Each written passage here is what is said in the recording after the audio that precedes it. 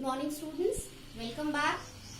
Today we are going to have our last subtopic of our chapter in history, the rise of nationalism in Europe.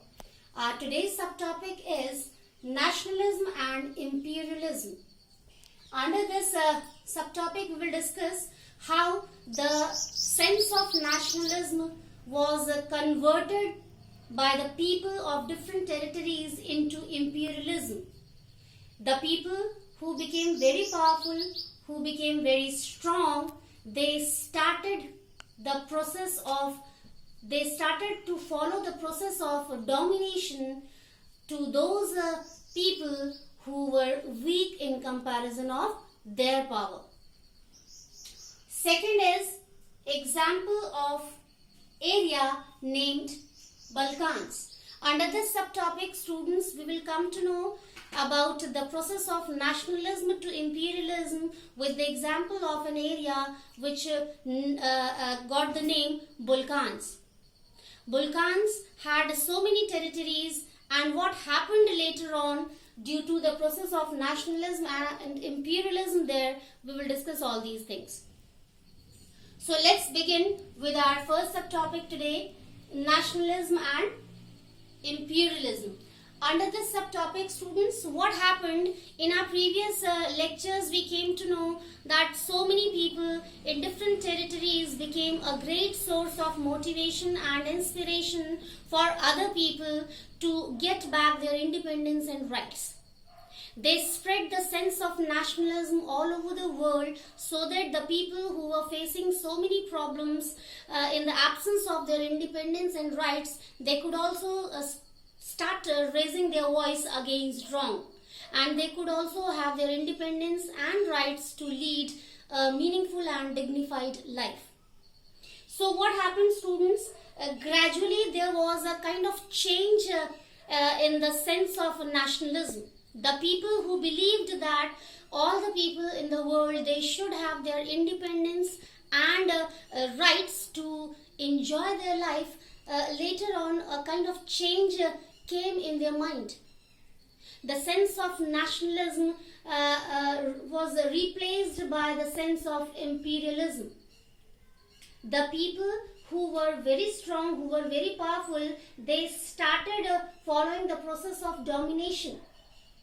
They started to have a control over those areas where people were weak. They did not have courage to raise their voice against wrong. So the people who had the sense of nationalism earlier, they started following the sense of imperialism. Means to have domination, to rule over other areas. So to understand this process, we have a wonderful example of an area named Balkans. In 1871, what happens, beta?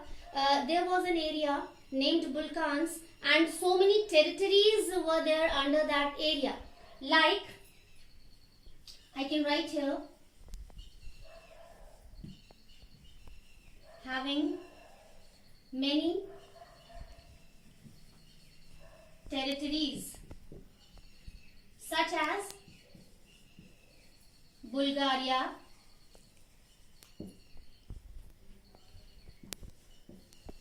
Albania, Romania,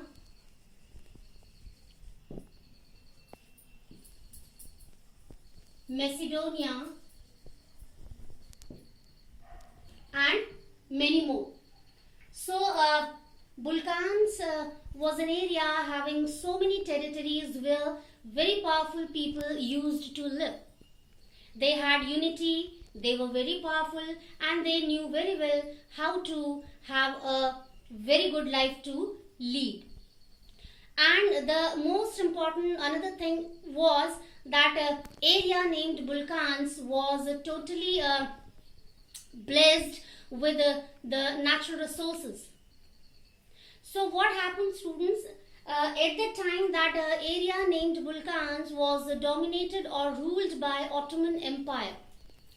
Ottoman Empire, the ruler of Ottoman Empire always tried to provide all the facilities to the people of Balkans so that They could give their proper support all the time to him. But what happened, as in different areas or in different countries, the sense of nationalism was spreading very fast. So the people who lived in Balkans, they were also inspired and motivated by the people who were struggling in their countries for their independence and rights.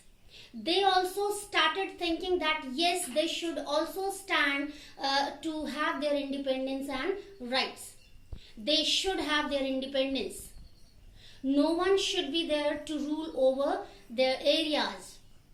So what happened, gradually they also started, the people who lived in Balkans, they also started to raise their voice against the emperor of Ottoman Empire, and finally they started declaring themselves independent one by one. And finally what happened, the emperor of Ottoman Empire became unable to have proper control over all the territories under Balkans. Now what happened in 1871, almost all the territories of Balkans, they had a kind of sense of jealous for each other. All the territories, the people who lived in different territories under Balkans, they started thinking that they should have more and more territories in comparison of other people. So what happened? They started fighting together. They started fighting to each other, and there were so many powerful countries excuse me, which were waiting for the result, and which were waiting to have control over this area Balkans. And those powerful countries were Russia, Germany, England and Austro-Hungary. So those powerful countries were waiting to have the final result. Let's see what happened in the area of Balkans. The people who were living there, who were fighting to each other, what would be the result? And what happened? They finally, those powerful countries, they finally came to know that there was a great weakness among the people of Balkans, that was lack of unity. And those countries, powerful countries, Russia, England, Germany and Austro-Hungary, started to enter that area Balkan with the process of trade especially. They started moving to area of Balkans for trade. And finally, they started interfering in the politics of that area Balkans, and finally got the chance to have domination in Balkans. And what happened when these powerful countries, I can write here,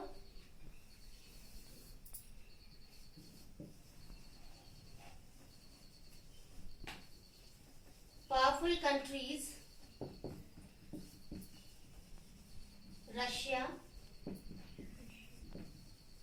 Germany, England and Austro-Hungary. What happened? Students, when these four powerful countries came to know about the Balkans, they also started deciding to move that area and to have the chance of domination. And for that, these countries also fought war which was well known over the world, First World War. That was the most important reason to have the First World War in 1814. The area Balkans. All these four powerful countries, they started fighting together to have the chance to dominate the area Balkans. And again, the people of Balkans, they faced the problem under imperialism. They did not have their fundamental rights. They did not have their liberty to spend life freely or equally in the society. And finally again they started fighting against imperialism, and the sense of nationalism they started to follow the sense of nationalism to have their independence and rights back. So students, in this way we have completed our first chapter in history, the rise of nationalism in Europe. From the first subtopic we came to know about the role of revolutionaries, how they became the source of motivation and inspiration to have the independence and their rights back. And then we came to know about the role of artists also, how they also motivated the people with the help of their portraits or pictures.